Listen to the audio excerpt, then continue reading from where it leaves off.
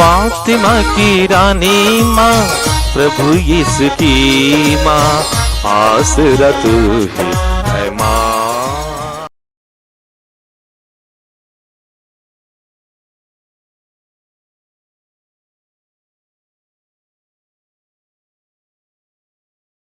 पहला पाठ कुरिन्थियों के नाम संत पौलुस का पहला पत्र, अध्याय 8, पद संख्याएं 1 से 7 और 11 से 13 तक।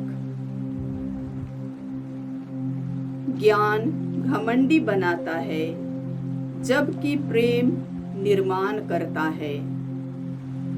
यदि कोई समझता है कि वह कुछ जानता है, तो अब तक यह नहीं जानता कि किस प्रकार जानना चाहिए।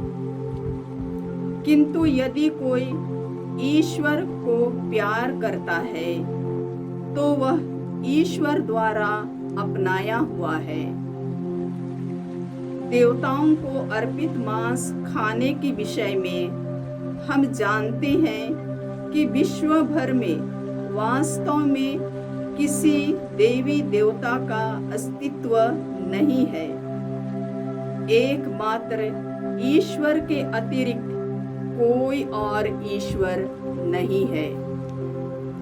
यद्यपि भले ही आकाश में या पृथ्वी पर तथाकथित देवता हों, और सच पूछिए तो इस प्रकार के बहुत से देवता और प्रभु हैं, फिर भी हमारे लिए तो एक ही ईश्वर है, वह पिता जिससे सब कुछ उत्पन्न हुआ है और जिसके पास हमें जाना है। और एक ही प्रभु है, अर्थात यीशु मसीह, जिनके द्वारा सब कुछ बना है और हम भी उन्हीं के द्वारा। परंतु यह ज्ञान सबों को प्राप्त नहीं है। कुछ लोग हाल में मूर्ति पूजक थे। वे वह मांस देवता को अर्पित समझकर खाते हैं और उनका अंतःकरण दुर्बल होने के कारण दूषित हो जाता है। आपके ज्ञान के कारण वह दुर्बल भाई, जिसके लिए मसीह मर गए, विनष्ट हो जाता है। भाइयों के विरुद्ध इस प्रकार पाप करने से और उनके दुर्बल अंतःकरण को आघात पहुंचाने से आप मसीह के विरुद्ध पाप करते हैं। इसलिए यदि मेरा भोजन मेरे भाई के लिए पाप का कारण बनता है, तो मैं फिर कभी मांस नहीं खाऊंगा।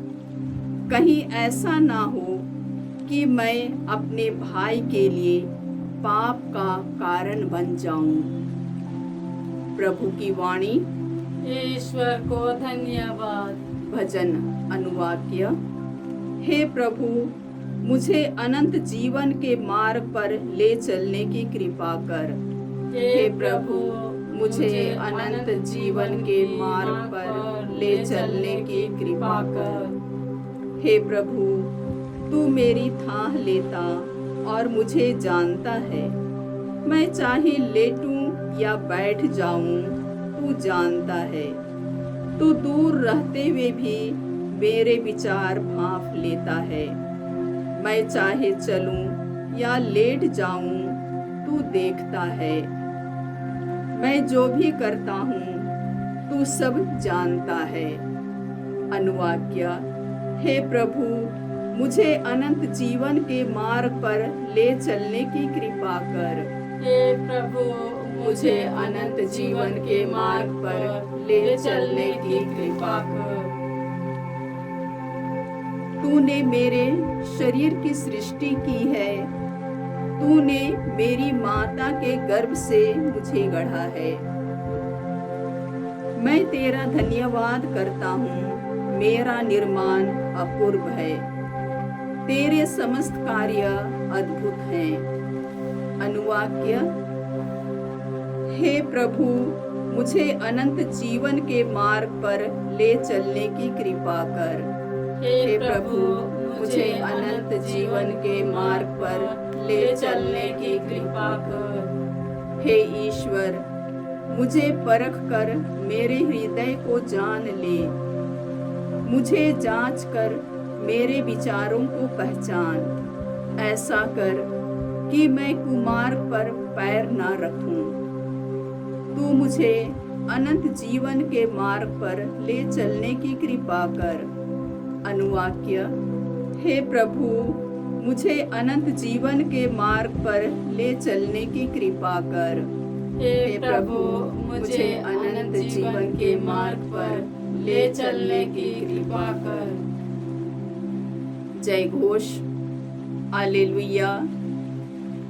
यदि हम एक दूसरे को प्यार करते हैं तो ईश्वर हम में निवास करता है और ईश्वर के प्रति हमारा प्रेम पूर्णता प्राप्त करता है। हालेलुया। प्रभु आप लोगों के साथ हो और आपकी आत्मा के संत लूकास के अनुसार पवित्र सुसमाचार। हे प्रभु, तेरी महिमा हो। अध्याय 6 और संख्याएं 27 से 38 तक। यीशु ने अपने शिष्यों से यह कहा, मैं तुम लोगों से जो मेरी बात सुनते हो कहता हूँ, अपने शत्रुओं से प्रेम रखो। जो तुमसे बैर करते हैं उनकी भलाई करो। जो तुम्हें शाप देते हैं उनको आशीर्वाद दो। जो तुम्हारे साथ दुर्व्यवहार करते हैं उनके लिए प्रार्थना करो। जो तुम्हारे एक गाल पर थप्पड़ मारता है दूसरा भी उसके सामने कर दो। जो तुम्हारी चादर छीनता है उसे अपना कुर्ता भी ले लेने दो। जो कोई तुमसे मांगे उसे दे दो, और जो तुमसे तुम्हारा अपना छीन ले उसे वापस मत मांगो। दूसरों से अपने साथ जैसा व्यवहार चाहते हो तुम भी उनके साथ वैसा ही किया करो। यदि तुम उन्हीं को प्यार करते हो जो तुम्हें प्यार करते हैं तो इसमें तुम्हारा पुण्य क्या है? पापी भी अपने प्रेम करने वालों से प्रेम करते हैं। यदि तुम उन्हीं की भलाई करते हो जो तुम्हारी भलाई करते हैं तो इसमें तुम्हारा पुण्य क्या है? पापी भी ऐसा करते हैं। यदि तुम उन्हीं को उधार देते हो जिनसे वापस पाने की आशा करते हो तो इसमें तुम्हारा पुण्य क्या है? पूरा पूरा वापस पाने की आशा में पापी भी पापियों को उधार देते हैं। परंतु अपने शत्रुओं से प्रेम रखो, उनकी भलाई करो और वापस पाने की आशा ना रखकर उधार दो। तभी तुम्हारा पुरस्कार महान होगा और तुम सर्वोच्च प्रभु के पुत्र बन जाओगे, क्योंकि वह भी कृतज्ञों और दुष्टों पर दया करता है। अपने स्वर्गीय पिता जैसे दयालु बनो, दोष न लगाओ और तुम पर भी दोष नहीं लगाया जाएगा। किसी के विरुद्ध निर्णय न दो और तुम्हारे विरुद्ध भी निर्णय नहीं दिया जाएगा। क्षमा करो और तुम्हें भी क्षमा मिल जाएगी। दो और तुम्हें भी दिया जाएगा। दबा दबा कर, हिला हिला कर भरी हुई, ऊपर उठी हुई पूरी की पूरी नाप तुम्हारी गोद में डाली जाएगी। क्योंकि जिस नाप से तुम नापते हो उसी से तुम्हारे लिए भी नापा जाएगा। प्रभु का सुसमाचार। हे क्रिस्त तेरी स्तुति हो। क्रिस्त में प्रिय भाई और बहनों, आज का पहला पाठ कुरिन्थियों के नाम संत पौलुस के पहले पत्र से हैं। अध्याय 8 और संख्याएं 1 से 7 फिर 11 से 13 तक। सबसे पहले संत पौलुस कुरिन्थ के लोगों को इसी प्रकार समझाते हैं। ज्ञान घमंडी बनाता है, जबकि प्रेम निर्माण करता है। कई लोग पढ़े लिखे हो जाने पर यह समझते हैं कि हम अपने आप सब कुछ संभाल सकते हैं, ईश्वर की जरूरत नहीं है। और कई लोग स्वार्थी होकर के यह भी बताते हैं हमको किसी व्यक्ति की भी जरूरत नहीं है, अन्य लोगों की मदद के बिना हम संभाल सकते हैं। और अनेक लोग मानते हैं ईश्वर है ये नहीं, और अनेक लोग मानते हैं ईश्वर नहीं है। लेकिन आगे चलकर संकट के समय, समस्याओं के सामने वे विचलित हो जाते हैं, निराश हो जाते हैं। कई लोग डिप्रेशन में जाकर, निराशा में डूबकर आत्महत्या तक करते हैं। पढ़े लिखे बहुत सारे लोग इसी तरह बर्बाद हो जाते हैं।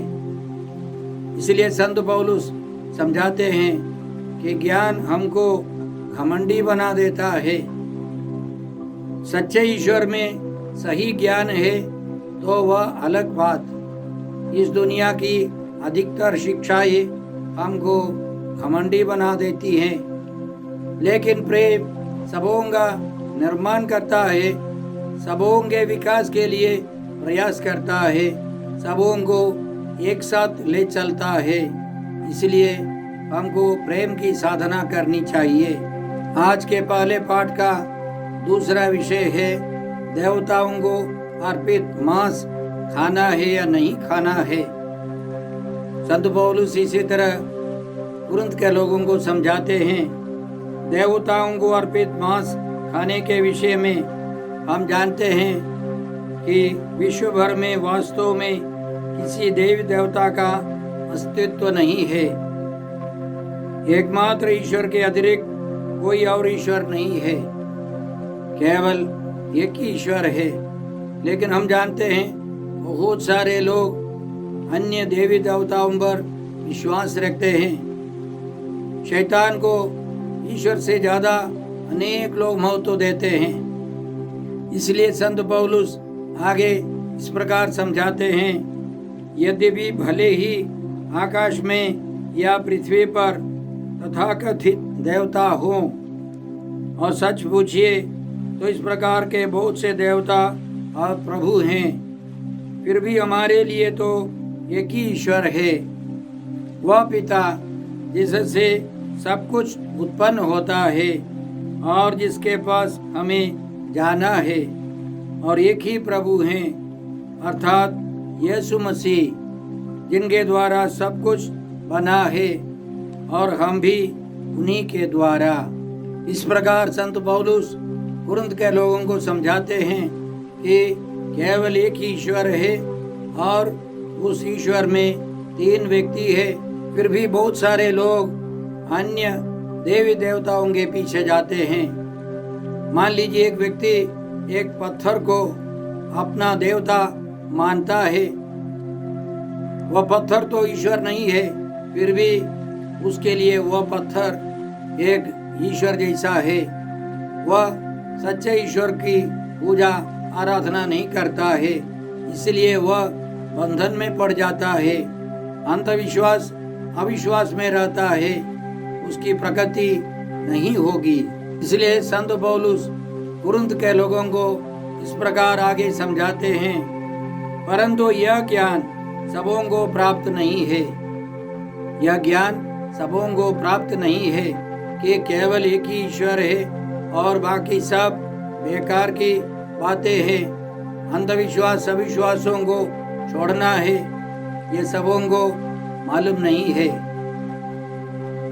कुछ लोग हाल में मूर्ति पूजक थे, वे वह मांस देवता को अर्पित समझकर खाते हैं और उनका अंतःकरण दुर्बल होने के कारण दूषित हो जाता है।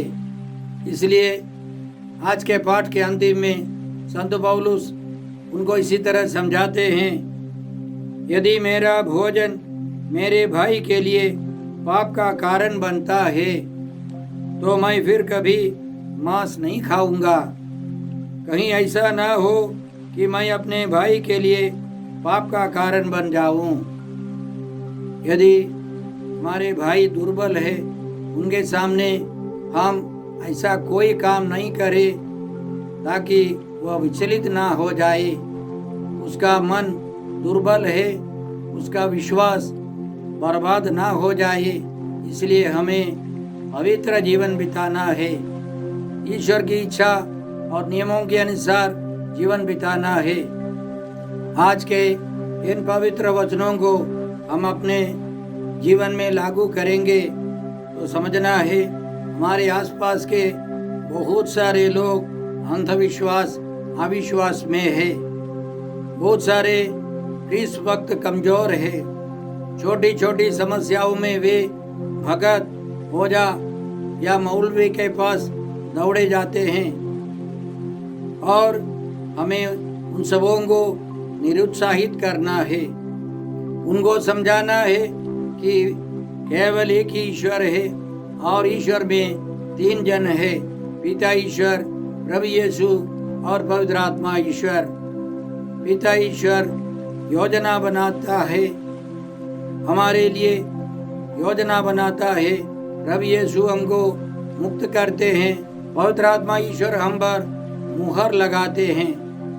एफेसियों के नाम संत पौलुस के पहले पत्र अध्याय 1 संख्या 3 से 14 तक हम लोग इसी तरह के विचार पाएंगे। लोगों को यह समझना है और अंधविश्वास अविश्वास से दूर रहना है। भगत मौलवी या ओझा के पास जाने से, तंत्र मंत्र का प्रयोग करने से हम और कमजोर हो जाएंगे, पैसे बर्बाद हो जाएंगे, हम और बंधनों में फंस जाएंगे। हमें उन सबों से दूर रहना है। आज के सुसमाचार में प्रभु यीशु हमको सिखाते हैं कि नए इस्राएल में ईश्वर के राज्य में किस प्रकार जीवन बिताना है। पुराने व्यवस्थान में ईश्वर ने कहा था, पवित्र बनो क्योंकि मैं पवित्र हूँ। अपने पड़ोसी को अपने समान प्यार करो। ये सब इस्राएलियों को मालूम था और ईश्वर ने इस्राएलियों को अलग किया था पवित्र करने के लिए, अपने नियमों को सिखाने के लिए। इसलिए वे ईश्वर के नियम से परिचित थे। लेवी ग्रंथ अध्याय 1 से अंत तक ईश्वर ने बहुत सारे नियम कानून दिए, इससे वे पवित्र जीवन बिताए। लेवी ग्रंथ अध्याय 15 पद संख्या 31 में ईश्वर ने इस प्रकार समझाया, इस्राएलियों को उनकी अशुद्धता के परिणामों की चेतावनी दो। यदि वे उस अवस्था में मेरे निवास में प्रवेश करेंगे तो उनकी मृत्यु हो जाएगी। इस्राएलियों को पवित्र जीवन बिताना है, तभी मंदिर में ईश्वर के निवास स्थान में प्रवेश कर सकते हैं। लेवी ग्रंथ अध्याय 20 संख्याएं 26 और 27 में हम लोग इस प्रकार पढ़ते हैं, मेरे लिए पवित्र बनो क्योंकि मैं प्रभु पवित्र हूँ। मैंने तुम लोगों को अन्य राष्ट्रों से अपने लिए अलग कर लिया है।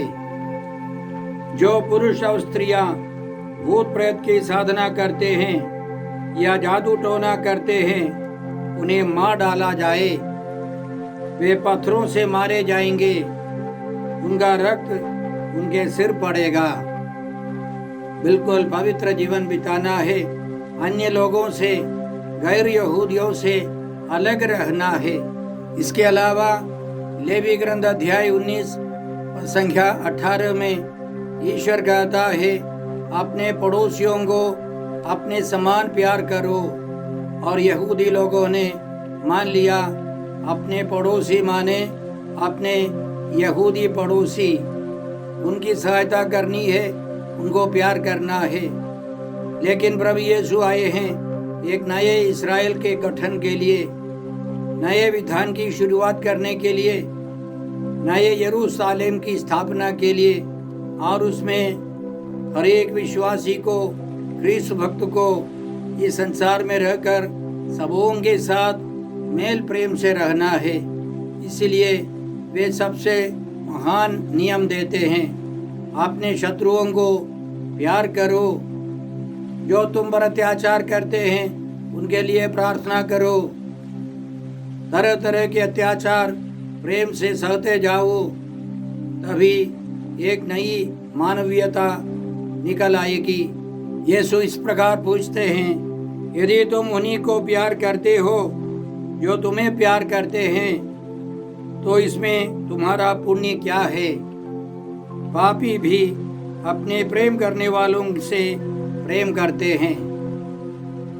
अन्य लोग, पापी लोग जो यीशु को नहीं जानते, वे सब आपसी प्रेम रखते हैं। लेकिन यीशु कहते हैं, उनके भक्तजन सबों से मेल प्रेम से रहे, सबों को क्षमा करे, सबों के साथ रहकर उनकी सहायता करे, तभी हम पुण्य कमा सकते हैं, ईश्वर की दृष्टि में महान बन सकते हैं। फिर लेवी ग्रंथ अध्याय 19 पद संख्या 2 में ईश्वर कहता है, पवित्र बनो क्योंकि मैं पवित्र हूँ। और प्रभु यीशु उससे आगे बढ़कर हमको सिखाते हैं, अपने स्वर्गीय पिता जैसे दयालु बनो, दोष ना लगाओ और तुम पर भी दोष नहीं लगाया जाएगा। किसी के विरुद्ध निर्णय ना दो और तुम्हारे विरुद्ध भी निर्णय नहीं दिया जाएगा। क्षमा करो और तुम्हें भी क्षमा मिलेगी। प्रभु यीशु ने क्षमा के बारे में बहुत सिखाया है।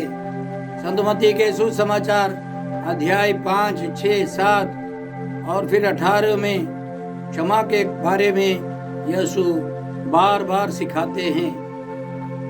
इसका मतलब हमारे जीवन में सबसे महत्वपूर्ण कार्य है दूसरों को क्षमा करना। साथ साथ पिता ईश्वर के समान हमें दयालु बनना है। संत मत्ती के सुसमाचार अध्याय 5 पद संख्या 45 में प्रभु यीशु इस प्रकार कहते हैं, इससे तुम अपने स्वर्गीय पिता की संतान बन जाओगे, क्योंकि वह भले और बुरे दोनों पर अपना सूर्य उगाता तथा धर्मी और अधर्मी दोनों पर पानी बरसाता है। ईश्वर की करुणा, ईश्वर की दया सबों पर उतरती है। उसी तरह प्रभु यीशु के भक्त सबों पर दया करे, तभी ईश्वर का राज्य फैलता जाएगा, नहीं तो शैतान का राज्य बढ़ता जाएगा। आज के सुसमाचार के अंतिम में प्रभु यीशु कहते हैं, दो और तुम्हें भी दिया जाएगा। क्या देना है? अभी हमने जो कुछ सुना है प्रभु यीशु के मुख से, हमें प्यार देना है, क्षमा देनी है, दया दिखानी है, तब हमको भी प्यार मिलेगा, क्षमा मिलेगी, दया मिलेगी। किस प्रकार मिलेगी? यीशु कहते हैं, दबा दबा कर, हिला हिला कर भरी हुई, ऊपर उठी हुई पूरी की पूरी नाक तुम्हारी गोद में डाली जाएगी। यीशु के जमाने के लोग कुछ पाने के लिए अपने कमरबंद को ढीला कर अपने बाहरी कपड़े को हाथ से इसी तरह उठा देते थे, तो वह कपड़ा थैली जैसा बन जाता था। उसमें कोई अनाज या गेहूं, बार्ली या कुछ भी डाल सकते थे। उसी तरह प्रभु यीशु कहते हैं, उसी तरह पकड़ने वाले को भरपूर मिल जाएगा। दबा दबा कर, हिला हिला कर भरी हुई, ऊपर उठी हुई पूरी की पूरी नाव तुम्हारी गोद में डाली जाएगी। हमारा पिता ईश्वर हम पर दया करेगा। आइए हम प्रभु से दया मांगते हैं, कृपा मांगते हैं, ताकि हम लोग भी ईश्वर के समान दूसरों के साथ व्यवहार कर सके। ईश्वर की अनंत करुणा, दया, क्षमा, प्रेम बहता जाए इस पापमय दुनिया में, जहाँ मारकाट, लड़ाई झगड़ा प्रतिदिन चलती रहती है। हम प्रेम बहाए, क्षमा बहाए, अत्याचारियों के लिए प्रार्थना करें, प्रभु की अनंत करुणा दया दिखा सके। हम प्रार्थना करते हैं। हे अब्बा पिता, हे प्रभु यीशु, हे पवित्र आत्मा ईश्वर, आज के सारे पवित्र वचनों के लिए हम तुझे धन्यवाद देते हैं और प्रार्थना करते हैं कि हम सबों को सच्चे ईश्वर में गहरा विश्वास दे, अंधविश्वास अविश्वास से हम दूर रह सके और सभी लोगों को हम प्यार कर सके, आसानी से दूसरों को क्षमा कर सके। पिता ईश्वर की अनंत करुणा दूसरों के सामने प्रस्तुत कर सके। हम यह प्रार्थना करते हैं प्रभु क्रिस्त के द्वारा। हमारे प्रभु यीशु क्रिस्त की कृपा, ईश्वर का प्रेम और पवित्र आत्मा का साहचर्य आप सबों को प्राप्त हो। आमीन।